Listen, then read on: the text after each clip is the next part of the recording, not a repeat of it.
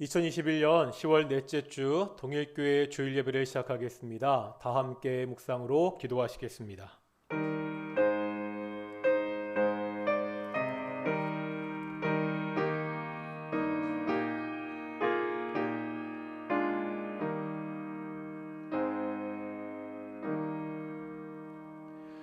사도신경으로 우리의 신앙을 고백하겠습니다. 나는 전능하신 아버지 하나님 천지의 창조주를 믿습니다. 나는 그의 유일하신 아들 우리 주 예수 그리스도를 믿습니다.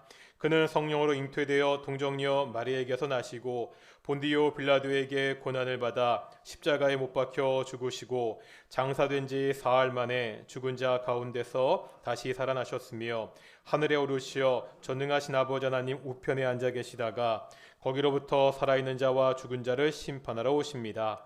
나는 성령을 믿으며 거룩한 공교회와 성도의 교제와 죄를 용서받는 것과 몸의 부활과 영생을 믿습니다. 아멘. 찬송가 27장 함께 찬양하시겠습니다.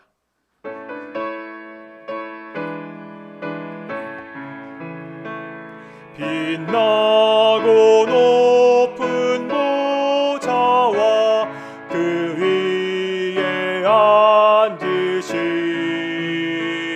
주 예수 얼굴 영광이 해같이 빛나네. 해같이 빛나네. 지극히 높은 위엄과 한없는 자비를 무천사 소리 합하여 늘 찬송 드리네. 늘 찬송 드리네. 영축을 나를 살리려 그 영광 떠나서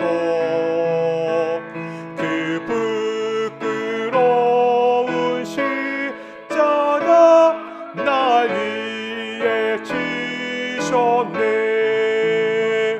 날 위해 지셨네. 나 이제 생명이 있음은 주님의 은혜요.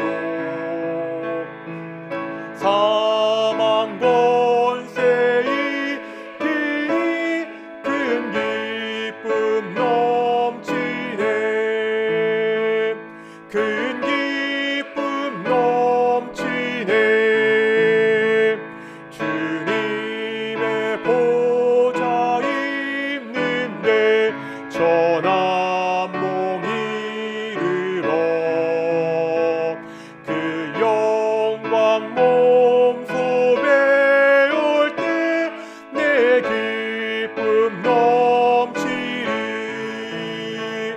내 기쁨 넘치리.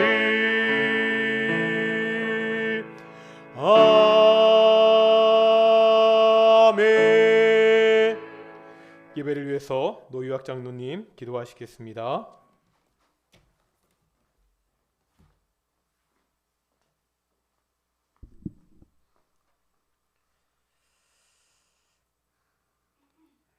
저희를 사랑해 주셔서 한 주간도 우리의 일터와 우리의 가정과 또한 우리가 다니는 곳곳마다 주님 동행하여 주옵시고 우리의 육체의 쉼을 얻기 위해서 또한 우리의 영혼을 쉼을 얻기 위해서 주의 전으로 인도하심을 감사드리옵나이다. 아버지 하나님, 저희들의 영혼을 다시 한번 이 시간을 통해서 말씀 가운데 소생시켜 주옵시고 또한 저희들의 인생을 하나님의 말씀을 묵상하며 또한 준비할 수 있는 귀한 예배가 되게 하여 주기를 간절히 바라고 원합나이다. 아버지 하나님, 저희 공동체 지금 서 있는 곳이 어디에 있든지 주님께서 같이 하여 주옵시고 주의 성령 안에서 예배를 통해서 우리가 교제할 수 있는 귀한 예배로 찬양과 영광을 돌리게 하여 주기를 간절히 바라고 원합나이다. 아버지 하나님, 사랑과 은혜가 많으신 하나님, 진정 이제 10월을 중순을 넘었고 이제 올해도 얼마 남지 않은 이 기간을 저희가 맞이하고 있습니다. 늘 해마다 저희가 뒤돌아볼 때에 참 하나님 앞에 많은 것들을 못했고 또한 저희가 주님 앞에 너무나 못한 것들이 너무나 많습니다. 항상 이러한 부분들을 주님께서 긍휼히 여겨주옵시고 저희들을 마음 가운데 위로하여 줬기를 간절히 바랐고 원하옵나이다. 아버지 하나님, 우리의 인생의 추수를 할 수 있는 마음을 허락하여 줬기를 간절히 바랐고 원하옵나이다. 또한 몸된 교회를 통해서 우리의 남은 인생과 시간을 열심히 봉사함으로 말미암아 하나님 만날 때에 우리가 최선을 다하고 우리의 달려갈 길을 다갔다는 그러한 마음으로 하나님께 영광을 돌리시도록 해줬기를 간절히 바랐고 원합나이다. 오늘도 저희들의 마음 가운데 가지고 나온 여러 가지 짐들을 주님 앞에 내보이며 아버지 하나님, 우리의 영혼들이 소생할 수 있는, 소생케 할 수 있는 그러한 우리의 모든 공동체가 될 수도 해줬기를 간절히 바라고 원하옵나이다. 능력이 많으신 주님, 코로나로 인하여서 우리의 일상이 무너지고 우리의 일상이 공고해져 가고 있습니다. 이럴 때에 우리 주님께서 능력에 능력을 더하여 주옵시고 우리의 생활과 우리의 가정과 일터와 교회에 더욱더 함께 하심으로 말미암아 능력에 능력을 더하여 주심으로 말미암아 우리의 더욱더 주님께로 나오는 그 에너지를 받아서 우리가 다시 한번 우리의 삶이 새로워질 수 있도록 해줬기를 간절히 바랐고 원합나이다. 아버지 하나님, 또한 이 나라에 내년에는 대통령 선거를 앞두고 있습니다. 아버지 하나님께서 합당한 사람을 선택하여 주옵시고 주님께서 이 나라를 바로 세울 수 있는 그러한 지도를 통해서 하나님의 나라가 더욱더 부흥이 될 수 있는 그러한 지도자로 예비하여 줬기를 간절히 바라고 원합나이다. 아버지 하나님, 또한 우리의 공동체 위에 함께 하심으로 말미암아 우리의 일터와 우리의 직장과 우리의 가정이 더욱더 하나님 안에서 우리가 힘을 얻고 독수리 날개와 같이 더욱더 우리의 삶과 우리의 공동체를 통해서 하나님 앞에 다가갈 수 있는 우리의 모든 지체가 될 수도 해줬기를 간절히 바라고 원합나이다. 우리의 사명으로 감당케 해 주옵시고 성령님께서 도와주시는 주님, 아버지 하나님, 우리에게 귀한 성도들의 직분을 주셨고 또한 저희들에게 귀한 지음을 주셨습니다. 이 공동체에 맡고 있는 각자의 맡은 본분을 아버지 하나님, 우리가 충실히 다할 수 있도록 열심을 다할 수 있도록 하여 주기를 간절히 바라고 원합나이다. 추수할 일은 많아도 추수할 일꾼은 없다고 하였습니다. 아버지 하나님, 진정 이 교회를 통해서 더욱더 하나님께서 일꾼을 보내주옵시고 일꾼을 통해서 더욱더 우리의 믿음의 역사가 이 공동체를 통해서 쓰여지게 하여 주기를 간절히 바라고 원합나이다. 치유와 회복의 주님, 저희들에게 질병을 가지고 있는 육체의 질병으로 고생하는 우리의 성도님이 있습니다. 마음의 상처로 인해서 고생하는 우리의 성도님도 있습니다. 우리 주님께서 우리의 육체와 질병을 어루만져 주옵시고 우리의 영혼을 소생시켜 주옵시고 우리의 영혼을 위로하여 줬기를 간절히 바라고 원합나이다. 광야 같은 이 세상에 살아가면서 때때로 닥쳐오는 여러 가지 바람 같은 여러 가지 일들이 많을지인데 주님께서 늘 동행하여 주옵시고 마음 가운데 주님 동행하여 주심으로 말미암아 아버지 하나님, 저희들에게 귀한 위로의 주님이 되어 주기를 하여 주기를 간절히 바라고 원합나이다. 또한 아버지 하나님이여, 수고하고 손과 발로 수고하며 또한 두 손 모아 심령으로 기도하며 교회를 위해서 수고하는 많은 직분 우리의 성도님들이 있습니다. 그들의 마음 같이하여 주옵시고 그들의 수고가 땅에 떨어지지 말게 하여 주옵시며 그들의 기도가 허공에 보내는 메아리가 같이 되지 말게끔 하여 주기를 간절히 바라고 원합나이다. 그래서 주님께서 장중에 새겨 주옵시고 그들의 수고와 그들의 기도가 온전히 하나님께 영광이 될 수 있도록 하여 주기를 간절히 바라고 원합니다. 오늘도 하나님의 말씀을 통해서 우리가 선포할 때 그 말씀이 선한 씨앗이 돼서 저희들의 마음 가운데 귀한 씨앗으로 베켜 자라나게 하여 주기를 간절히 바라고 원합니다. 우리의 목사님의 영육간의 건강을 허락하여 주시고 지혜를 주심으로 말미암아 우리의 공동체 이끌어가는 데 부족함이 없도록 하여 주기를 간절히 바라고 원하옵나이다. 오늘도 이 예배를 통해서 온전히 하나님께 영광을 돌리게 하여 주옵시고 우리의 소망이고 생명이신 예수 그리스도의 이름으로 간절히 기도드리옵나이다. 아멘.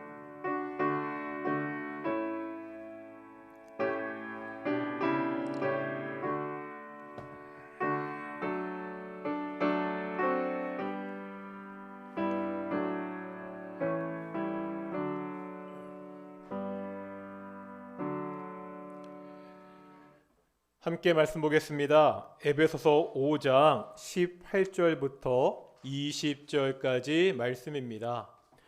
에베소서 5장 18절부터 20절까지 말씀입니다. 우리 길지 않은 말씀이니까 우리 조용히 다 같이 조용한 목소리로 우리 세 절 말씀 같이 봉독하겠습니다. 5장 18절부터 함께 봉독하겠습니다. 술 취하지 말라. 이는 방탕한 것이니 오직 성령으로 충만함을 받으라. 시와 찬송과 신령한 노래들로 서로 화답하며 너희의 마음으로 주께 노래하며 찬송하며 범사의 우리 주 예수 그리스도의 이름으로 항상 아버지 하나님께 감사하며 아멘. 이 시간 황석훈 지휘자 우리 곽고민 자매 나오셔서 하나님께 특송하시겠습니다.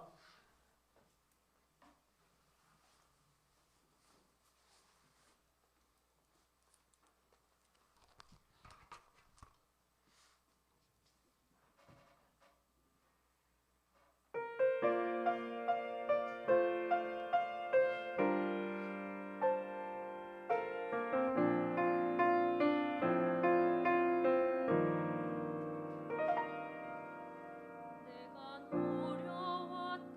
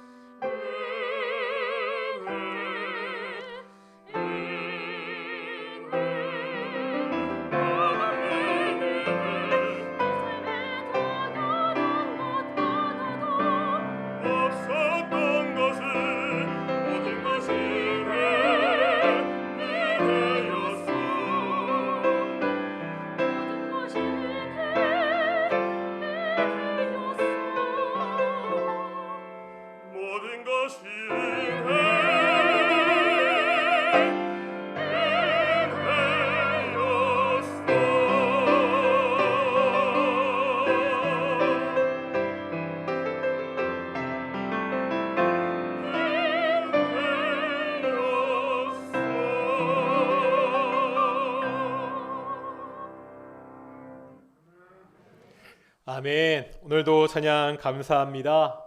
우리가 함께 앞뒤 자분들에게 또 가정에 계신 분들은 우리 유튜브 실시간 채팅창에 이렇게 인사했으면 좋겠습니다. 찬양의 가사대로 우리 얼굴 보시면서 모든 것이 하나님의 은혜입니다. 아멘이십니까? 여러 가지로 힘들고 어려운 일이 있지만 지금까지 지내온 것, 앞으로 살아갈 모든 것이 하나님의 은혜입니다. 오늘 예배도 하나님의 은혜가 이 예배당에서 예배하는 모든 동인의 성도들, 가정에서 예배하는 모든 동인의 성도들 가운데 함께 하시기를 축원합니다. 요즘 뉴스에서 음주 운전자에게 윤창호법이 적용되었다, 이런 뉴스를 자주 들을 수 있습니다. 2018년 윤창호 씨가 군대에서 휴가를 나왔다가 부산 해운대구 미포 오거리 교차로 횡단보도에서 차에 치여 숨지게 됩니다. 교통사고를 낸 운전사 박 씨는 만취 상태였습니다.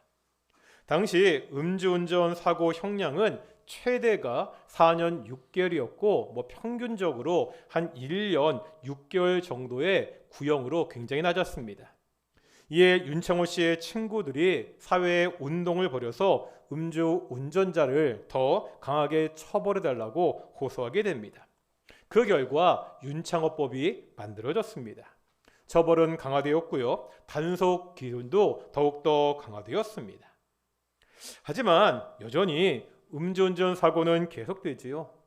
지난 10월 20일에도 이런 뉴스가 있었습니다. 강원도 고성에서 44세 A씨가 음주 상태로 SUV 차량을 몰다가 역주행했다고 그래요. 승용차를 들이박았습니다. 이 사고로 승용차 운전자 63세 B씨가 숨지고 다른 사람들은 중경상을 입었습니다. 또 유명 정치인의 래퍼 아들이 음주운전을 하고 경찰관을 폭행한 사건이 사회를 시끄럽게 했습니다. 우리나라는 술에 대해서 관대한 편입니다. 음주운전이야 이제 분위기가 좀 달라졌지요. 하지만 다른 잘못에 대해서는 술 마신 것이 변명거리가 됩니다. 사람을 폭행했더라도 술 취해서 그랬다고 오히려 봐주는 분위기가 있습니다. 사실 술 취해서 다른 사람을 폭행했으면 오히려 벌이 가중되어야 하는데 그 반대로 가고 있습니다.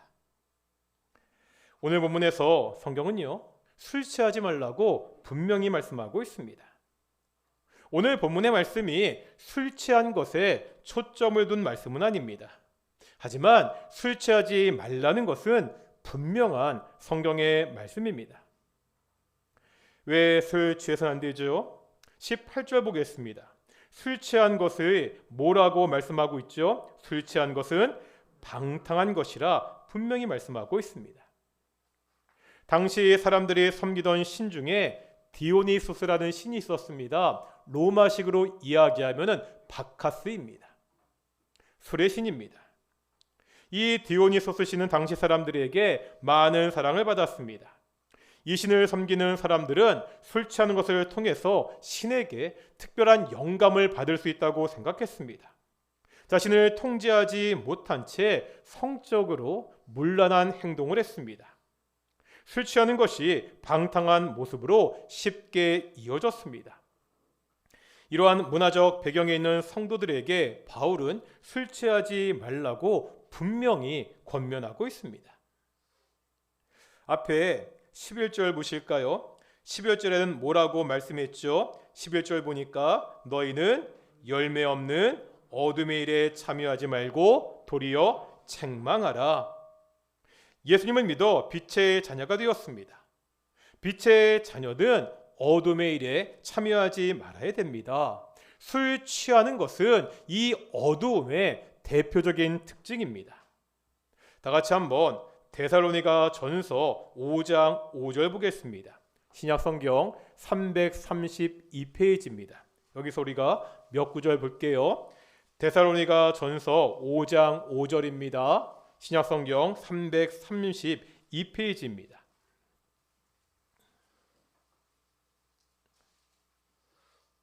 5장 5절 같이 한번 읽어보겠습니다. 시작. 너희는 다 빛의 아들이요 낮의 아들이라. 우리가 밤이나 어둠에 속하지 아니하나니. 에베소서와 같은 맥락이죠. 우리가 빛의 아들, 낮의 아들입니다. 밤이나 어둠에 속하지 않았습니다. 이제 6절 보시겠습니다. 6절입니다. 시작. 그러므로 우리는 다른 이들과 같이 자지 말고 오직 깨어 정신을 차릴지라. 빛에 속한 자, 낮에 속한 자이기 때문에 어떻게 하라고요?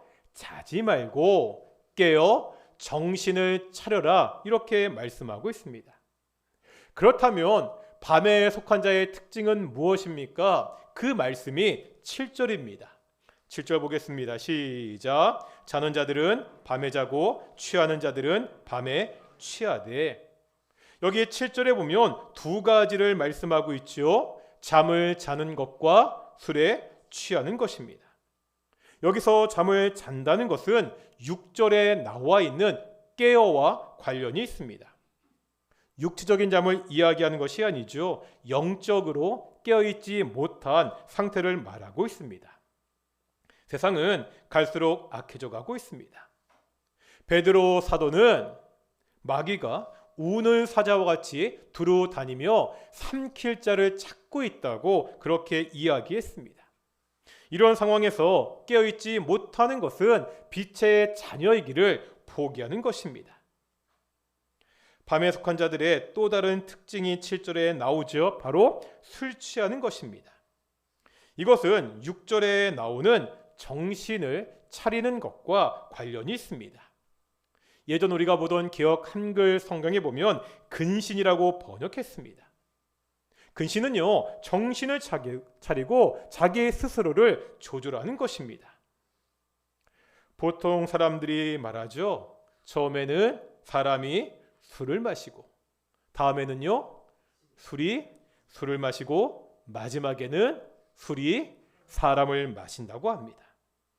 술 취한 사람들은 자신을 스스로 조절하지 못합니다. 자신에 대한 통제력을 잃은 사람들입니다. 이것으로 인해서 많은 문제를 일으킵니다. 구약 성경 잠언에 보면은요, 이 술 취하는 것을 아주 적나라하게 말씀합니다. 잠언 23장 29절 35절인데요. 표준세 번역이라 제가 PPT로 보여주시고요. 한번 잠언 말씀을 한번 다 같이 한번 찬찬히 읽어보겠습니다. 먼저 29절부터 35절까지 읽겠습니다. 시작. 재단을 당할 사람이 누구며 근심하게 될 사람이 누구냐? 다투게 할 사람이 누구며 탄식할 사람이 누구냐? 까닭도 모를 상처를 입을 사람이 누구며 눈이 충혈될 사람이 누구냐? 늦게까지 술자리에 남아있는 사람들, 혼합주만 찾아다니는 사람들이 아니냐? 자네 딸은 포도주가 아무리 붉고 고와도 마실 때의 수막에 넘어가더라도 너는 그것을 쳐다보지도 말아라. 그것이 마침내 뱀처럼 너를 물고 독사처럼 너를 쏠 것이며 눈에는 괴이한 것만 보일 것이며 입에서는 허튼 소리만 나올 것이다. 바다 가운데 눈 것 같고 돛대 꼭대기에 눈 것 같을 것이다. 사람들이 나를 때렸는데도 아프지 않고 나를 쳤는데도 아무렇지도 않다. 이 술이 언제 깨지? 술이 깨면 또 한잔해야지 하고 말할 것이다. 성경씨가 너무 적나라하지 않습니까? 술 취한 사람들의 모습을 아주 적나라하게 묘사하고 있습니다. 술 취하는 것을 재앙과 근심이라고 이야기하고 있죠. 분쟁을 일으키고 원망을 하게 됩니다. 술은요, 사람을 뱀같이 물고 독사같이 쏠 것입니다. 눈에는요, 이상한 것이 보입니다. 정신은 혼미해져서 맞아도 다른 사람이 나를 때려도 감각이 없다고 말씀하고 있습니다. 술에 취해서 자신을 통제하지 못한 이 모습은 어둠에 속한 것입니다. 우리는 빛의 자녀입니다. 빛의 자녀인 성도들이 술 취해서는 안 된다고 성경은 분명하게 말씀하고 있습니다. 술 취하는 것에 대해서 길게 말씀드렸지만 오늘 본문이요, 이 술 취하는 것에 초점이 있지는 않습니다. 이제 오늘 본문 에베소서 5장 18절 하반절 보시겠습니다. 바울이 5장 18절 하반절에서 뭐라고 명령하고 있죠? 오직 성령으로 충만함을 받으라. 우리에게 성령 충만 받으라고 말씀하고 있습니다. 먼저 생각할 것이 있습니다. 성령 충만을 받으라고 할 때 이것의 의미입니다. 우리는 이미 에베소서 1장 13절과 14절을 통해서 성령에 대해서 살펴본 적이 있었습니다. 성령님이 우리 인간의 구원에 있어서 어떠한 역할을 하셨지요? 우리가 1장에서 삼위 하나님이 베푸신 구원 사역을 여러 차례 반복해서 살펴보았죠. 성부 하나님은 뭐 하셨죠? 창세전에 구원을 계획하셨습니다.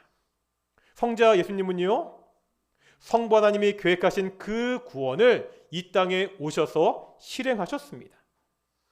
마지막 성령 하나님은요, 성부 하나님과 성자 예수님이 이뤄놓으신 그 구원을 뭐 하시는 분이라고요? 오늘날 우리에게 적용하시는 분이셨습니다. 성령이 아니고서는 누구도 예수님을 주님이라고 시인할 수 없습니다. 우리가 약속의 성령으로 인치심을 받았다고 이미 배웠습니다. 예수님을 믿으면 성령께서 그 사람 가운데 거하십니다. 우리는 성령이 거하시는 전이 됩니다. 이것은요, 단회적인 한 번의 사건입니다. 한 번 성령께서 우리 안에 들어오셨다가 다시 나가시고 다시 들어오시고 이렇게 하지 않는다는 겁니다. 그런데 오늘 본문에서 성령 충만을 받으라고 할 때 보면 헬라어로 현재 명령법이라는 것이 쓰였습니다. 헬라어에서 현재 명령법은 두 가지가 있습니다. 하나는요, 부정과거 명령이고 두 번째는 현재 명령입니다.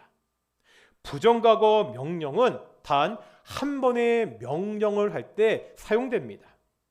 현재 명령은 그 행동이 계속 지속될 때 사용하는 명령법입니다. 요한복음 2장에서 예수님이 가나의 혼인잔치에서 항아리의 물을 채우라 이렇게 말씀하시죠. 이때는 그러니까 부정과거 명령이 사용되었습니다. 비어있는 물을 채우는 것은 한 번만 하면 되는 일이기 때문입니다. 그런데 오늘 본문에서 성령 충만을 받으라는 것은 현재 명령이 사용되었습니다. 그러면 어떤 의미가 있죠? 성령 충만은 한 번으로 끝나지 않는다는 겁니다. 우리가 지속적으로 성령 충만을 받아야 됩니다. 우리가 성령을 통해서 구원을 받지요. 이것은 일생에 단 한 번 일어나는 일입니다. 우리의 구원이 취소되었다가 다시 구원받았다가 이렇지 않습니다. 그런데요, 이렇게 구원받은 사람은 매일 성령 충만을 받아야 됩니다. 매일같이 성령의 지배를 받으며 살아야 됩니다. 매일매일 우리의 마음속에 성령께서 주시는 생각이 가득 차야 됩니다. 오늘 본문은 이 성령 충만을 술 취하는 것과 대조해서 설명하고 있습니다. 앞에서 어둠과 빛을 대조했던 것의 연장입니다. 술 취하는 것은 어둠의 모습입니다. 성령 충만은 빛의 모습이라는 거지요. 술 취하는 것과 성령 충만을 대조하는 것은 의미가 있습니다. 술에 취하게 되면 술의 지배를 받습니다. 성령이 충만하게 되면 누구의 지배를 받지요? 이제 성령의 지배를 받습니다. 둘 다 외부의 힘의 지배를 받는 것은 동일합니다. 하지만 그 결과는 완전히 달라지지요. 다시요. 오늘 본문에서 술 취하는 것의 결과가 뭐라고 말씀하십니까? 술 취하는 것의 결과는 방탕이라고 분명히 말씀하고 있습니다. 성령 충만의 결과는 무엇입니까? 성령 충만하면 쉽게 은사들을 떠올리게 됩니다. 뭔가 특별한 능력이지요. 방언을 하거나 예언을 하거나 병을 고치거나 귀신을 쫓아내는 이러한 특별한 능력들을 쉽게 떠올리게 됩니다. 그런데 오늘 본문은 전혀 다른 말씀을 하고 있습니다. 사람이 성령이 충만하면 어떤 일이 벌어집니까? 그 이야기가 19절부터 21절까지 말씀입니다. 첫 번째는 19절입니다. 성령 충만한 사람은 뭐 한다고요? 하나님을 찬송합니다. 두 번째는 20절입니다. 성령 충만한 사람 뭐 한다고요? 하나님께 감사합니다. 세 번째가 21절입니다. 성령 충만한 사람은 피차 복종합니다. 성령 충만한 사람은 신비한 능력을 발휘하는 사람이 아니라 하나님을 찬양하고 하나님께 감사하고 피차 복종하는 사람입니다. 찬양과 감사는 누구와의 관계죠? 하나님과의 관계입니다. 복종은요, 사람과의 관계입니다. 그렇다면 성령 충만한 사람은 하나님과의 관계, 사람과의 관계가 둘 다 바르게 서 있는 사람입니다. 이것을 좀 더 자세하게 살펴보겠습니다. 19절입니다. 19절 다시 한번 읽어보겠습니다. 19절입니다. 시작. 시와 찬송과 신령한 노래들로 서로 화답하며 너희의 마음으로 주께 노래하며 찬송하며. 여기 보면 우리가 하나님을 찬양하는데 두 가지를 말씀하고 있죠. 먼저 뭐죠? 시와 찬송과 신령한 노래들로 서로 화답합니다.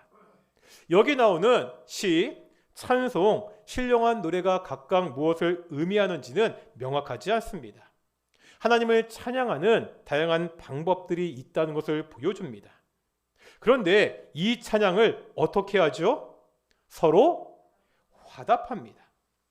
이것은 찬양을 주고받는 방법을 보여주기도 하지만 이 찬양이 어디에서 이루어지는지를 보여주고 있습니다. 화답하기 위해서는요, 혼자 찬양할 수 없지요. 함께 모여서 찬양해야 됩니다. 그러기에 이것은 공적인 예배를 의미합니다. 한 공동체가 예배로 모여 서로 마음을 모아서 하나님께 화답하며 찬양하는 모습입니다. 물론 우리가 조용한 곳에서 나 혼자 하나님께 찬양할 수 있습니다. 그런데 오늘 본문은 함께 모여 찬양하는 것을 강조하고 있습니다.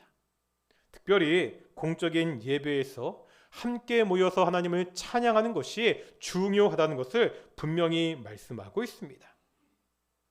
성령 충만한 사람들은 예배에서 성도들과 함께 찬양을 하는 사람입니다. 이제 19절 후반절에 보면 하나님을 찬양하는 또 다른 모습이 나타나고 있지요. 어떻게 찬양하지요? 너희의 마음으로 주께 노래하며 찬송하며. 앞부분이 초점이요, 화답하는 것에 있었다면 이 뒷부분은 찬양하는 태도에 그 강조점이 있습니다.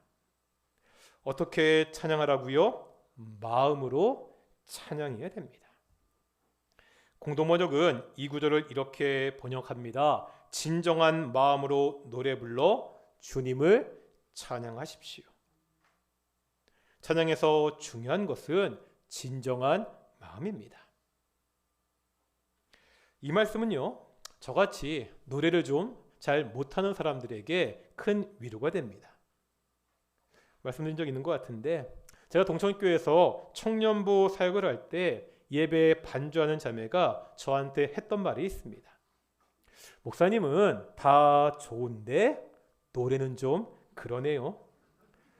그 앞에 다 좋다는 말은 노래를 못한다는 말, 그 말을 하기 위해서 꺼냈던 전제였을 거지요. 그런데 이런 저 같은 사람도 중고등부 때 찬양대를 했습니다. 심지어 오디션도 봤습니다. 그 오디션이 노래의 실력을 확인하는 오디션이었다면 저는 분명 떨어졌을 겁니다. 하지만 그때 오디션은 목소리 톤에 따라서 파트를 나누는 오디션이었습니다. 감사하게도 찬양대를 설 수가 있었습니다.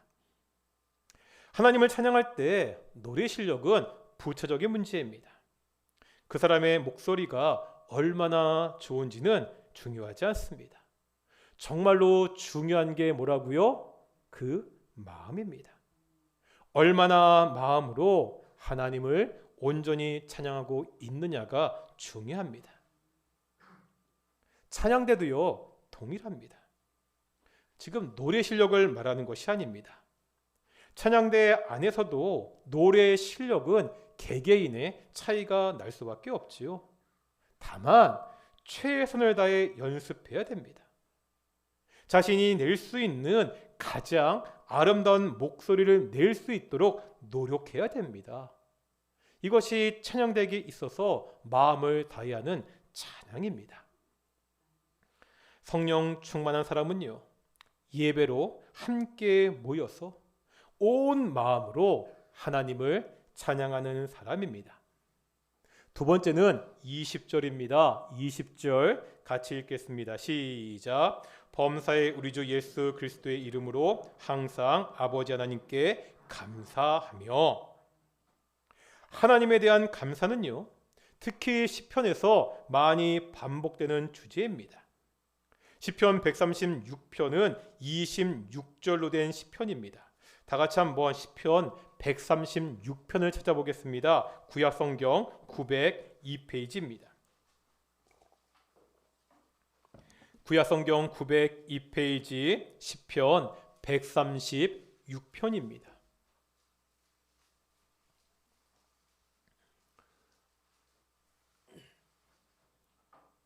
(136편) 보시면 총 몇 절로 되어 있죠? 말씀드렸듯이 26절로 되어 있습니다.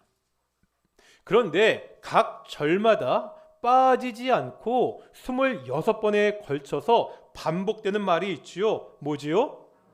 여호와께 감사하라. 하나님께 감사하라. 그러면서 각 절마다 왜 감사해야 되는지 그 이유를 설명하고 있습니다. 몇 가지만 보실까요? 2절입니다. 2절에 뭐라 말씀하죠? 신들 중에 뛰어난 하나님께 감사하라. 5절입니다. 지혜로 하늘을 지으신 이에게 감사하라.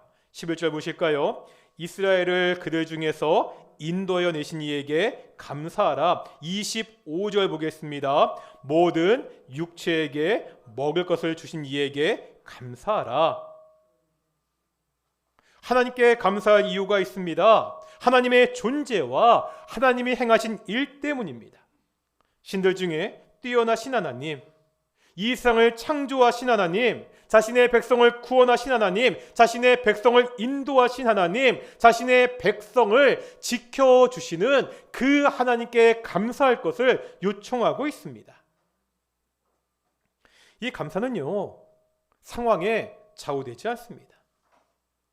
어떠한 상황에 있더라도 하나님이 창조주라는 사실과 나를 구원하셨다는 그 사실에는 변함이 없기 때문입니다. 이스라엘의 역사를 보면 이스라엘 백성들의 감사는요, 상황에 좌우되었습니다. 하나님은 430년 노예 생활하던 이스라엘 백성들을 구원하시죠. 애굽에 10가지의 재앙을 내리시고 홍해를 가르는 능력을 보여주셨습니다. 낮에는 구름기둥, 밤에는 불기둥으로 인도하셨습니다. 만나와 메추라기로 먹이시고 바위에서 샘이 나오게 하셨습니다. 마침내 약속의 땅 가나안 땅으로 인도하셨습니다. 하지만 우리가 구약 성경을 알고 있잖아요. 이스라엘 백성들은 어떻게 했습니까? 조금만 어려운 상황이 오면 불평했습니다. 먹을 것이 없다고, 물이 없다고, 먹을 것을 주면 더 좋은 것을 달라고. 적과 꾸려려는 가나안 땅을 보여주어도 이제 그들이 너무나 강하다고 불평했습니다. 이렇게 불평하던 사람들은 결국 가나안 땅에 들어가지 못합니다. 오늘 본문 20절 마지막에 보면 이렇게 말씀하고 있지요. 항상 아버지 하나님께 감사하며. 우리가 잘 아는 말씀이 있죠. 데살로니가전서 5장 18절에 보면 범사에 감사하라. 하나님께 감사하는 것은 내가 처한 상황을 넘어서는 일입니다. 우리가 하나님을 알기에 나를 향한 그 사랑하심, 그 인자하심을 알기 때문에 항상 범사에 감사할 수 있습니다. 성령 충만한 사람은 항상 하나님께 감사하는 사람입니다. 이제 21절 보겠습니다. 제가 본문에 못 넣었는데 우리 5장 21절 다 같이 5장 21절 읽어보겠습니다. 시작. 그리스도를 경외함으로 피차 복종하라. 제가 대학 다닐 때 섬기던 기독교 동아리에 재미있는 용어가 있었습니다.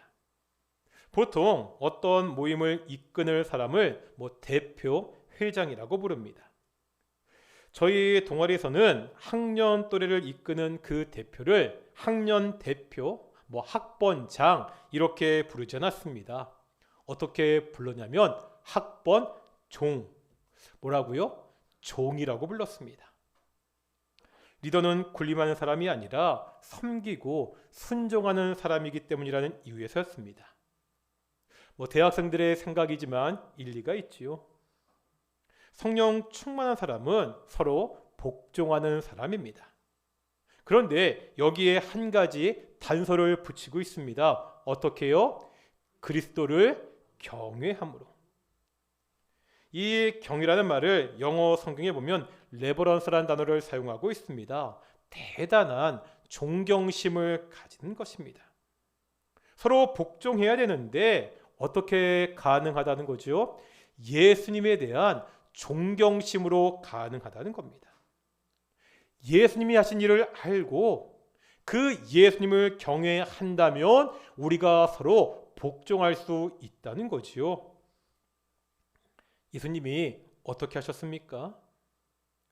제가 설교 시간에 참 여러 차례 보았던 빌립보서의 말씀이 있습니다.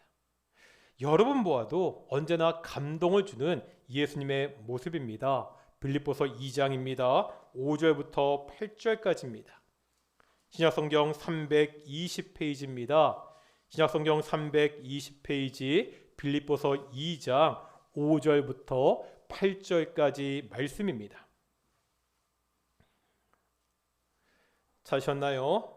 같이 한번 읽겠습니다. 시작. 너희 안에 이 마음을 품으라. 곧 그리스도 예수의 마음이니 그는 근본 하나님의 본체시나 하나님과 동등됨을 취할 것으로 여기지 아니하시고 오히려 자기를 비어 종의 형체를 가지사 사람들과 같이 되셨고 사람의 모양으로 나타나사 자기를 낮추시고 죽기까지 복종하셨으니 곧 십자가의 죽으심이라. 아멘. 예수님의 마음을 품어야 됩니다. 예수님은 어떤 분이시라고요? 본래 하나님과 동등하신 분입니다. 하나님과 같은 영광을 가지셨습니다. 그러한 분이 자기를 비어 종이 되셨습니다. 인간이 되셔서 자기를 낮추셨습니다. 어디까지요? 마침내 십자가의 죽음에 이르기까지 낮추셨습니다. 이 예수님의 마음을 품으라고 합니다. 죽기까지 낮아진 이 예수님의 모습이 바로 우리의 모델이라는 거지요. 이렇게 낮아져서 다른 사람들을 섬겨야 됩니다. 성령 충만한 사람은 다른 사람들에게 복종하는 사람입니다. 우리가 술 취하지 말고 성령 충만해야 됩니다. 술의 지배가 아니라 성령의 지배를 받아야 됩니다. 성령의 지배를 받는 사람은 어떠한 사람들입니까? 함께 모여서 진정으로 마음을 다해 하나님을 찬양하는 사람입니다. 항상 하나님께 감사하는 사람입니다. 마지막으로 피차 복종하는 사람입니다. 성령 충만으로 찬양하고 감사하고 복종하는 동인의 성도들이 되시기를 축원합니다. 함께 기도하겠습니다. 이 말씀을 묵상하시면서 하나님, 우리가 술의 지배가 아니라 성령의 지배를 받게 해주십시오. 성령 충만해서 우리가 함께 모여 마음으로 하나님을 찬양하고 항상 하나님께 감사하고 피차 복종하는 그러한 성도들이 될 수 있도록, 그러한 교회가 될 수 있도록 우리 함께 기도 나가겠습니다. 함께 기도하시겠습니다. 기록하고 존귀하신 아버지 하나님 감사드립니다. 오늘 하나님 말씀을 통해서 우리 연약함을 돌아보게 하심을 정말로 감사드립니다. 아버지 하나님, 우리가 술 취하지 말고 성령 충만한 사람들이 되게 주시옵소서. 우리가 세상의 지배, 세상의 즐거움의 지배를 받는 것이 아니라 성령의 지배를 받는 하나님의 자녀들이 될 수 있도록 인도해 주시옵소서. 빛의 자녀들답게 성령 충만하게 살 수 있도록 인도해 주시옵소서. 우리가 성령 충만하여서 우리가 함께 모여 정말 진정으로 온 마음을 다해 하나님을 찬양하는 성도들이 되게 하여 주시옵시고, 어떠한 상황에서도 항상 하나님이 우리에게 하신 그 일을 생각하며 범사에 감사하는 성도들이 되게 주시옵소서. 무엇보다도 예수님을 경외하는 그 마음을 가지고 서로 복종하는 성도들이 되게 주시옵소서. 우리 동인교회 공동체가 성령 충만한 공동체가 되기 원합니다. 함께 모여 하나님을 진정으로 찬양하는 공동체, 항상 하나님께 감사하는 공동체, 서로가 서로에게 복종하는 공동체가 우리의 동인교회 될 수 있도록 인도하시고 주께서 축복하여 주시옵소서. 이 동인교회 그리스도와 동인성령 충만한 교회가 되어서 성령이 지배하는 교회가 되어서 이 땅 가운데 빛의 자녀의 모습을 보여줄 수 있도록 인도하시고 주께서 축복하여 주시옵소서. 우리가 계속 교회를 위해서 좀 기도하겠습니다. 이제 11월부터 이제 단계적 일상 회복, 위드 코로나가 실시된다고 이야기하고 있습니다. 물론 교회에 어떻게 더 교회된 정책이 바뀔지는 모르겠는데 하나님 지혜를 달라고, 이러한 시대에 우리가 어떻게 모여서 어떻게 예배할지, 어떻게 하나님을 섬길지 우리에게 지혜를 달라고, 이제 2022년을 준비하는 때인데 특별히 교육자들, 담임 목사인 저에게 지혜를 주셔서 2022년 우리 동익교회가 잘 준비할 수 있도록 그렇게 기도하겠습니다. 또한 기도하겠습니다. 동인의 가정들 가운데 가족들이 믿지 않는 가정들이 참 많이 있습니다. 다시 한번 기도합니다. 하나님, 그 가족들에게 예수 그리스도의 복음이 들어가게 해주십시오. 우리 믿지 않는 가족들을 위해서 함께 기도하겠습니다. 그렇고 존귀하신 아버지 하나님, 교회를 위해서 기도하기를 소망합니다. 이제 11월부터 단계적 일상 회복, 위드 코로나가 시작된다고 이야기합니다. 이제 교회가 이 상황까지 또 어떻게 대처해야 될지 참 여러 가지로 지혜가 필요한 때입니다. 거룩하고 존귀하신 아버지 하나님, 우리에게 지혜를 주시옵소서. 우리 교회가 이 어려운 상황까지 하나님의 지혜로 이것들을 잘 극복해 나가게 하시고, 내년에 또한 준비해야 되는데 당장의 모든 상황이 좋아질 것 같지 않습니다. 이러한 상황 가운데서 우리가 무엇을 해야 되고 어떻게 해야 되는지 하나님이 주신 대로 잘 준비할 수 있도록 인도하시고 주여 도와주시옵소서. 이 코로나19가 우리 신앙이 게을러지는 핑계가 되지 않도록 하여 주시옵시고, 어렵기 때문에, 힘들기 때문에 신앙을 지키기가 어려운 이 시대도 그냥 붙잡고 살아가는 귀한 성도들 될 수 있도록 인도하시고 주여 붙잡아 주시옵소서. 계속 기도합니다. 동인의 가정들 가운데 예수님을 믿지 않는 가족들이 너무나 많이 있습니다. 그 남편이, 그 아내가, 부모와 형제와 자매가, 자녀들이 예수님을 믿지 않는 가운데 있습니다. 그 부모들에게, 그 남편에게, 그 아내에게, 그 자녀들에게, 형제와 자매들에게 예수 그리스도의 피 묻은 복음이 들어가게 해주시옵소서. 우리 동인의 가정들이 함께 예수님 믿고 함께 예배하며 함께 그 신앙의 즐거움 나눌 수 있도록 인도하시고 주께서 축복하여 주시옵소서. 하나님 지켜주시고 하나님의 은혜 가운데 주시옵소서. 거룩하고 존귀하신 아버지 하나님 감사드립니다. 오늘 말씀을 듣고 다시 한번 우리의 삶을 돌아보는 귀한 시간이 되게 주시옵소서. 우리가 술 취하지 말고 성령 충만을 받게 주시옵소서. 성령 충만 안으로 함께 모여 하나님을 찬양하고 항상 감사하고 피차 복종하는 성도들, 우리 동익교회가 될 수 있도록 주께서 인도하여 주시옵소서. 감사하며 이 모든 말씀 예수님의 이름으로 기도드렸습니다. 아멘. 찬송가 216장 우리 1절 4절 하시면서 봉헌하시겠습니다. 216장 1절 4절입니다.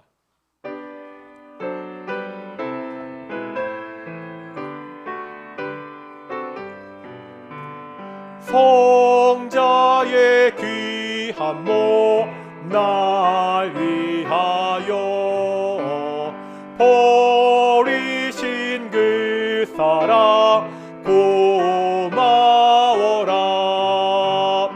내 머리 숙여서 주님께 비는 말, 나 무엇 주님께 바치리. 4절입니다. 만 가지 은혜를 받았으니 내 평생 슬프나 즐거우나 이 몸을 온전히 주님께 바쳐서 주님만 위하여 늘 살겠네.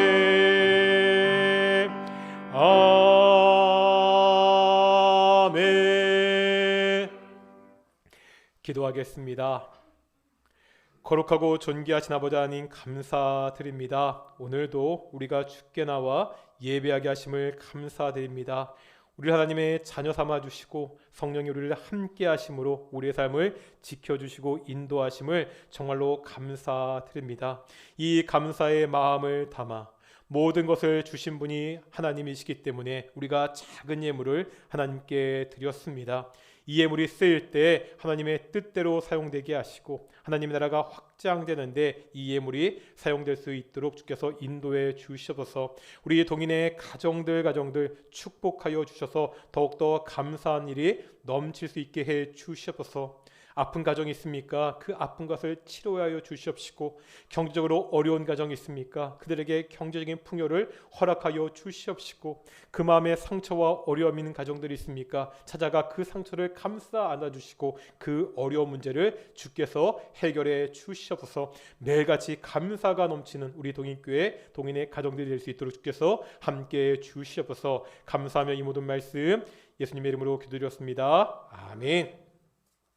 다시 한번 우리 앞뒤 자분들에게 인사하겠습니다. 성령 충만하십시오. 성령 충만한 우리 동인교회가 되기를 소망합니다. 계속해서 뉴스에 나오는 대로 11월 1일부터 단계적 일상 회복, 위드 코로나가 조금씩 시행될 것 같습니다. 29일 날 정도에서 정부에서 구체적인 방침이 나온다고 하는데 그렇게 되면 저희 교회도 그 방침에 따라서 어떻게 우리 예배를 운영할지에 대해서 이야기를 나눌 터이니까요. 조금 기다리시고 우리가 그럴 때 어떻게 교회가 이 상황에서 운영되는 것이 지혜로운지 좀 함께 기도하시면서 이 어려운 시대를 잘 이겨나갔으면 좋겠습니다. 우리가 5월부터 계속 기도하고 있죠. 우리 믿지 않은 가족들을 위해서 계속해서 좀 기도해 주시고요. 성경 묵상 문제가 매주 나갑니다. 문제를 풀어오신 분들은 제가 걷어서 맞았는지 틀렸는지 점수는 매기지 않으니까요. 풀었다는 거 우리 전도사님한테 가셔서 확인만 받으시고요. 그래서 오늘부터 해가서 연말까지 우리 꾸준히 잘 푸신 분들은 또 우리 같이 시상하도록 하겠습니다. 우리가 사실 이 성경 묵상 문제집이 오후 예배 모이지 못하는 것에 대한 대신이거든요. 바쁘고 어렵더라도 우리 예배를 좀 대신하는 마음으로 성경을 함께 좀 풀었으면 좋겠습니다. 지난주에 말씀드렸지만 우리 교회 홈페이지를 이제 공식적으로 이제 개설해서 오픈했습니다. 홈페이지 주소가 이렇게 되어 있고요. 그 홈페이지 보면 제가 단톡방에 올렸지만 회원 가입을 하셔야 그 자유 게시판에 글을 쓸 수가 있고 또 갤러리 보거나 또한 재정 보고를 볼 수 있는데 그렇게 한 이유는 그냥 모든 사람에게 홈페이지에 글을 쓸 수 있게 개방을 하게 되면 다른 교회 예를 보면 이단들이나 아니면 이게 홍보 광고하는 사람들이 굉장히 글을 많이 올리더라고요. 그래서 죄송하지만 회원 가입의 절차를 거쳤습니다. 우리 교인들 좀 회원 가입도 꼭 해주시고요. 저는 딱 한 분 하셨더라고요.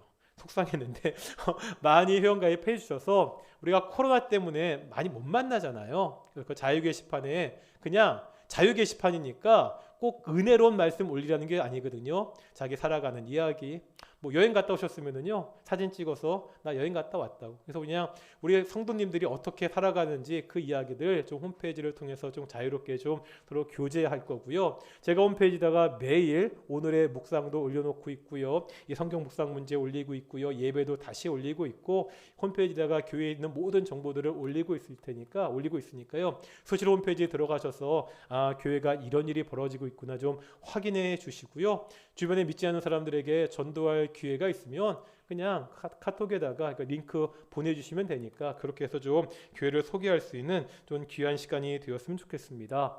이번 주 목요일 28일 날 우리 교회 도인교회 교육자들 우리 내년을 준비하는 정책 수련회가 있습니다.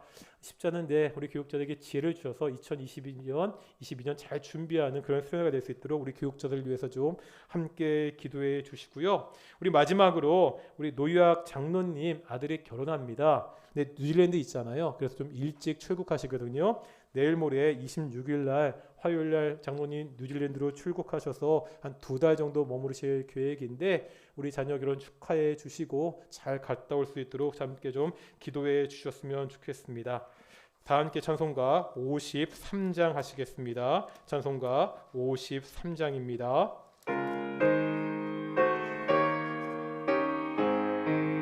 성전을 떠나가기 전 머리를 숙일 때 주께서 함께 계시고 복 내려 주소서. 집으로 돌아가는 길 주동행하시고 내 모든 언행 심사를 다 지켜주소서. 거룩한 날이 다가고 저녁이 되도록 주님만의 빛대사 늘 계시옵소서.